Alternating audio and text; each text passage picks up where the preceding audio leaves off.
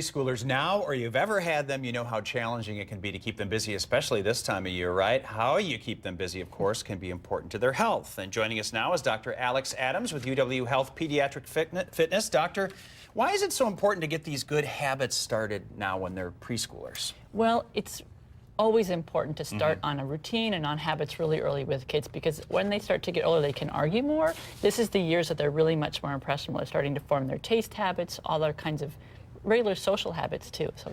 So you have some suggestions to keep kids busy, and I know one of the big things is, first of all, we need to keep them away from what's called screen time. Screen time. What does that mean? So usually toddlers or preschoolers are watching television, but now they started to use iPads and iPhones, all kinds of devices, and these are really distracting. And of course what they do is they just have kids sitting and being sedentary.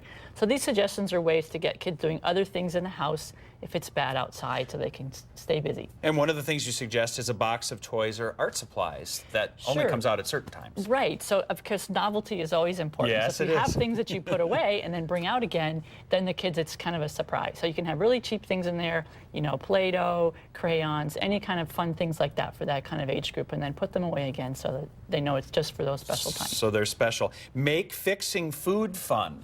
Sure. So kids like to get their hands messy. They like to play in the kitchen, and you can, as long as you call it fun things like Fruity Faces, which is a tortilla with different kinds of fruit on it that makes a face. That's a really great snack. Those kinds of ideas really help kids get engaged and get involved and stay off the screens. And those names are important to keep kids engaged, right? Okay, set up routines.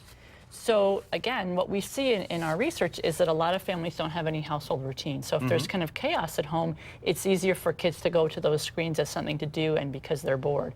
But if you set up a routine, like we always go for a dog, you know, walk the dog after dinner, or we always play a game together as a family at these certain times, it helps kids feel comfortable. And kids in routines always make them feel much more secure as well.